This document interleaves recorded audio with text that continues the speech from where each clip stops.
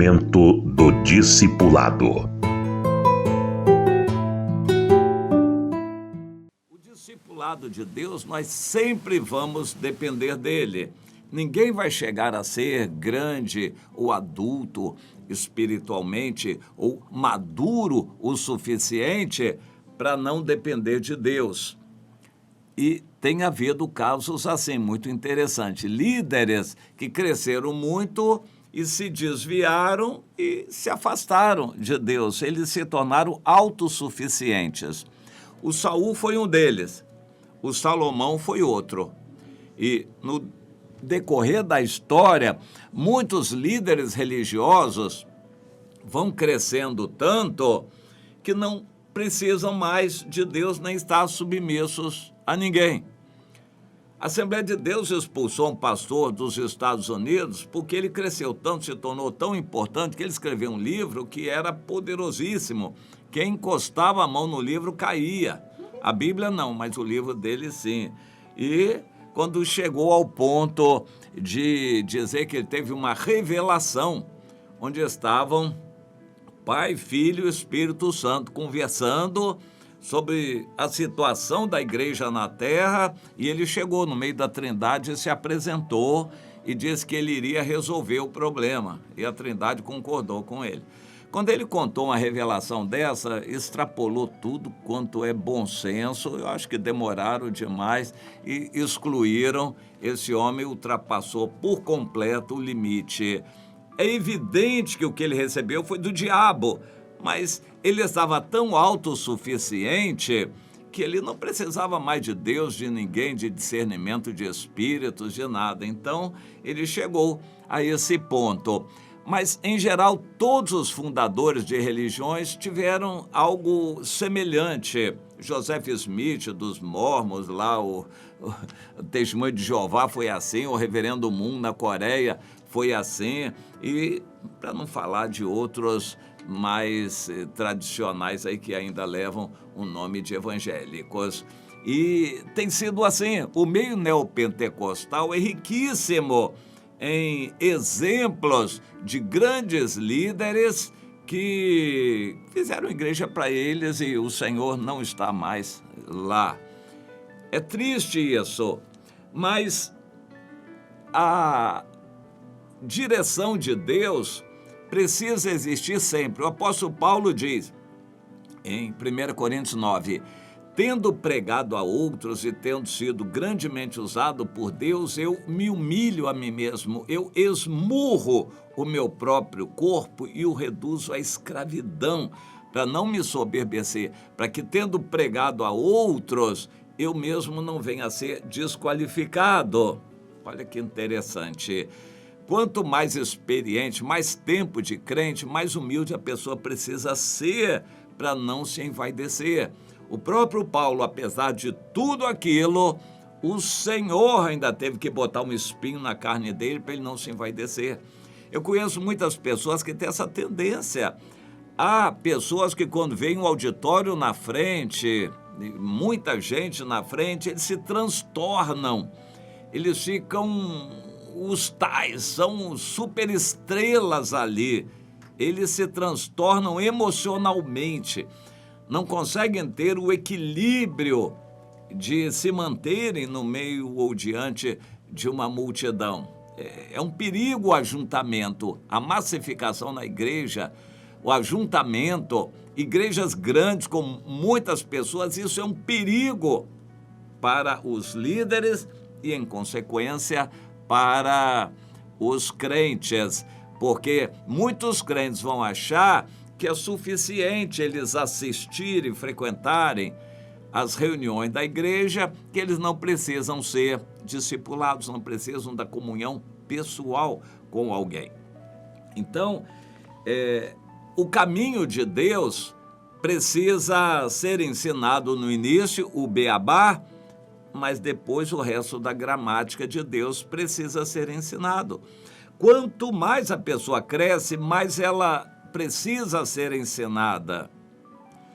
Mas não é isso que passa na cabeça dos crentes. Quando eles crescem, já têm 5, 10 anos de crente, não precisam mais de serem discipulados. Eles sabem o que fazer, eles sabem para onde ir, depois eles se acham os tais autossuficientes que não precisam mais de ninguém. Isso é um problema.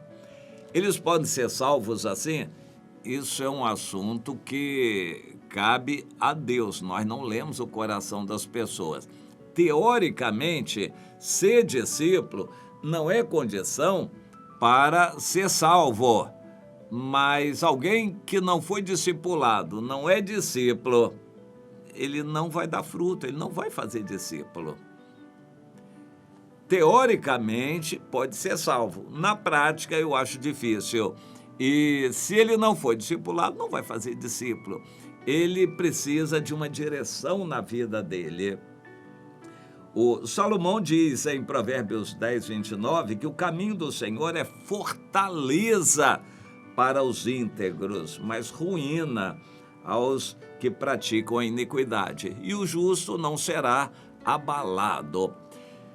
Quando a pessoa é bem orientada no caminho do Senhor, uma prática cristã verdadeira, santidade pessoal, disciplina moral, a pessoa é ensinada neste caminho, dificilmente ela vai se afastar depois.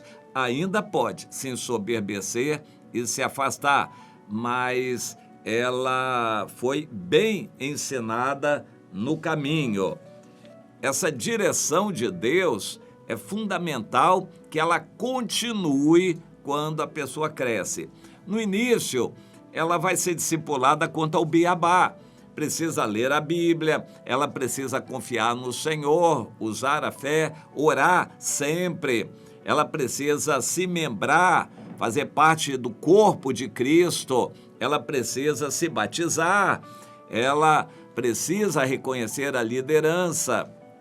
No início, a gente ensina isso. Mas depois tem que ensinar mais coisas. Nós lemos em Hebreus, no final do capítulo 5, que muitas pessoas, pelo tempo decorrido, já deviam ser mestres, tendo feito muitos discípulos. E alguns desses crentes velhos nunca fizeram discípulo nenhum e nem crescem mais espiritualmente. Mas crescer para onde, se eles já sabem todo o beabá?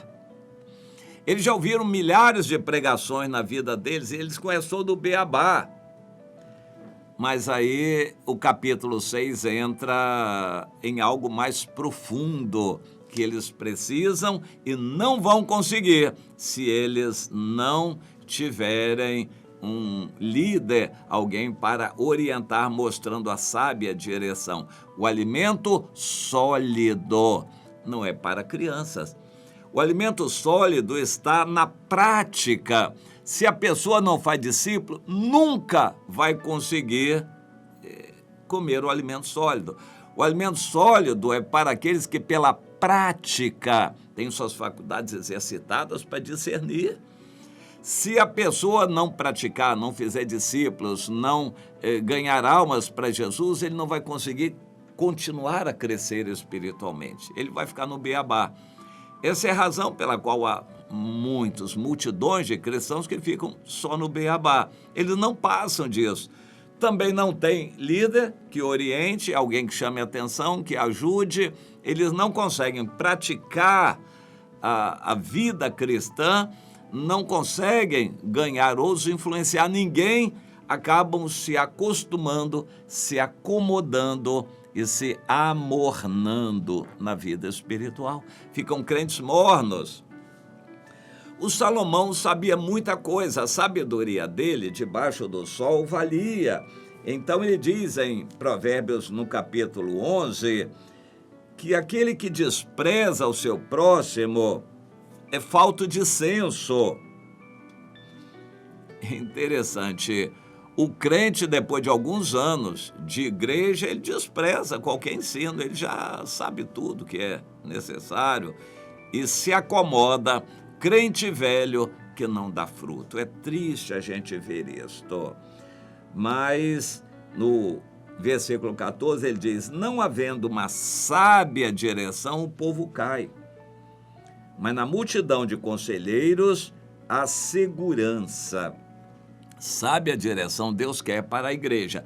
Mas quando há um pastor muito soberbo, cheio de si, ele é o tal, ele centraliza tudo, ele manda, ele faz, acontece, ele exclui este, ele consagra aquele, ele consagrou pastor, ele consagrou o outro, ele fez ele é o tal. É claro que ele não cresce mais espiritualmente, ele se envaidece e o povo vai comer o quê? Vai ficar sem comida espiritual, porque não passa do beabá. Vai ser uma igreja que a vida inteira fica repetindo o beabá enlatado, pregações enlatadas. É aquele mesmo rame-rame de sempre, não há nada novo do Espírito, porque não há uma sábia direção. Por que não há uma sábia direção? Porque começou tudo mal. Então, a recomendação que eu dou, baseado também no que previamente o pastor Juan Carlos Ortiz, da Argentina, disse, ele disse o seguinte: uma pessoa muda, várias pessoas mudam, mas uma igreja nunca muda. Se você está numa igreja que não tem sábia direção, não pense que isso vai mudar, porque não muda. É melhor sair dali sem brigar, sem falar mal, vá para outro lugar onde você possa crescer espiritualmente e encontrar um líder, onde você possa ser líder. Não adianta insistir em ajudar quem não quer ser ajudado. Uma igreja que não tem sábia direção é um monte de gente no beabá e não passa do beabá. E do beabá muitos andam para trás, se desviam, porque eles não crescem. Esse é um ambiente onde não convém permanecer. Saia dali. Virou Babilônia aquilo ali. Igreja que é empresa de aparência, de programações, encenações e apresentações de nomes e de politicagem, disputa por cargos e posições. É um ambiente ruim, onde não há discipulado, onde não há gente nova. Saia dali enquanto é tempo. Na multidão de conselheiros, há segurança, diz o Salomão. Na multidão de conselheiros, há segurança. Uma pessoa que começou mal numa igreja, aprendeu apenas o beabá de público, se batizou e virou membro de igreja, já está lá há muitos anos, ele não reconhece a necessidade de conselhos. Ele não precisa, ele não vai buscar e, em consequência, é uma pessoa insegura que vai trazer fofoca ali no meio da igreja, vai causar divisão, vai fermentar carnalidade. É o que acontece em muitas igrejas. Mas se ele aprendeu a ser submisso, discipulado, ele sempre vai buscar orientação em um líder, em alguma pessoa mais espiritual. Ele vai buscar essa direção, ele vai reconhecer a necessidade de conselhos, de buscar conselheiros. É interessante, isso é importante a gente entender isto. A necessidade que a pessoa vai ter sempre de consultar aos conselheiros. Ninguém chega a um nível que não precisa mais.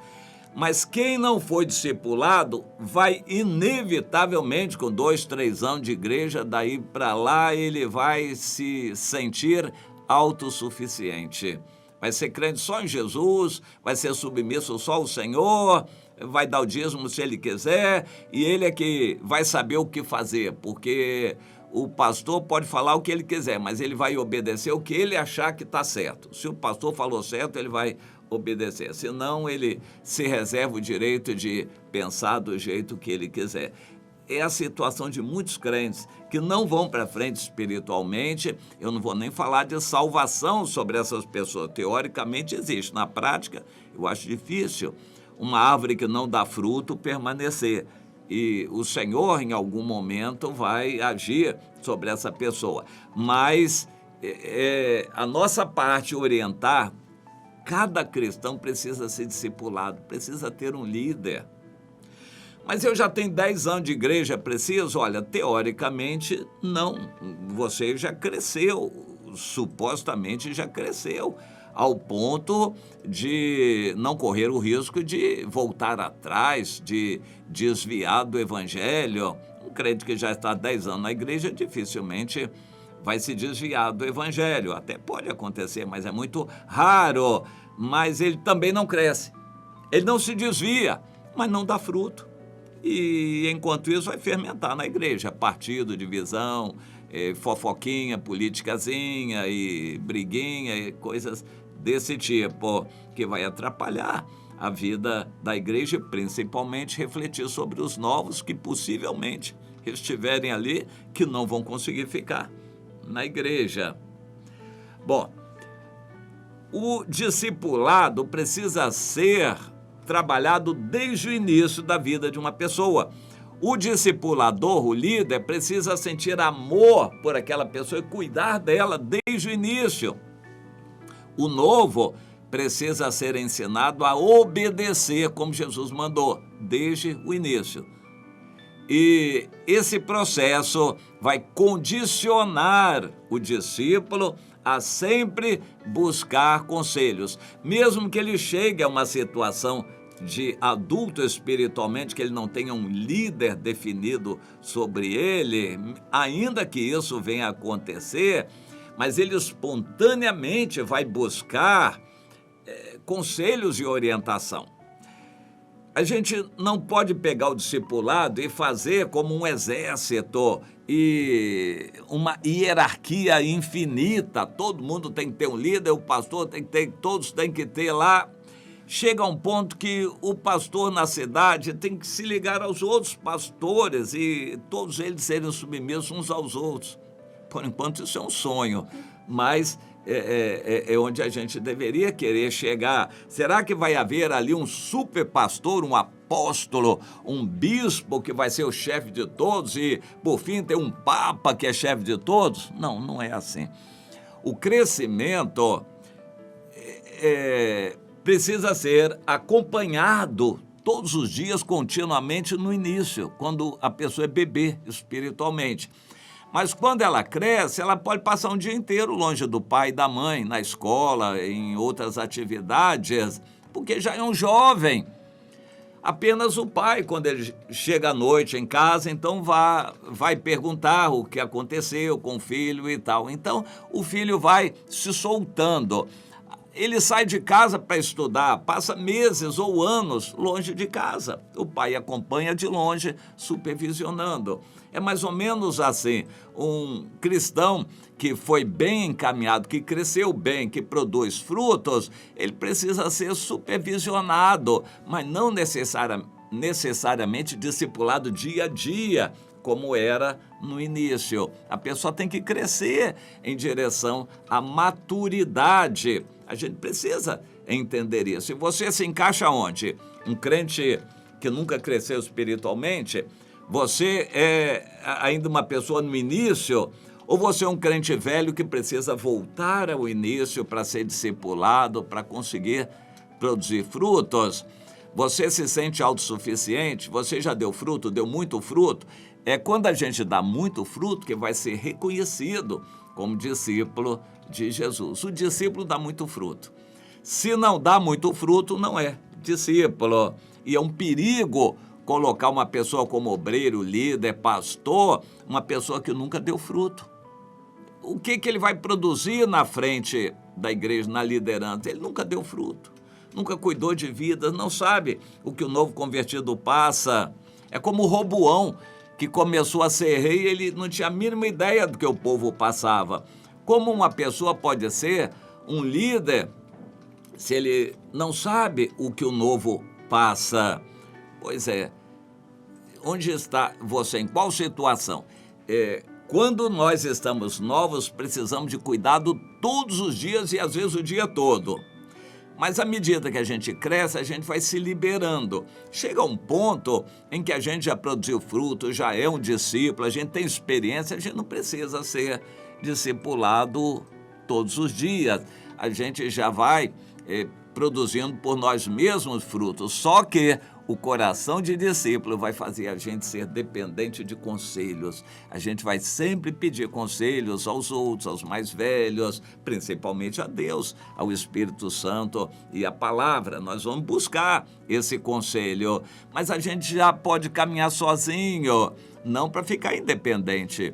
Quanto mais a gente caminhar sozinho, mais a gente vai reconhecer que precisa de conselhos para tomar decisões importantes. Que você entenda isto e analise o seu coração, se quebrante. Em qualquer estágio em que você estiver, precisa de ajuda, precisa de comunhão. A comunhão que temos, e é uma ordem do Senhor, ninguém deixa de congregar. É ordem do Senhor, a comunhão é necessária porque nós precisamos. Então entenda isso, meu irmão, entenda isso, minha irmã. Você acabou de ouvir o programa Seminário no Ar. Esperamos por você amanhã no mesmo horário.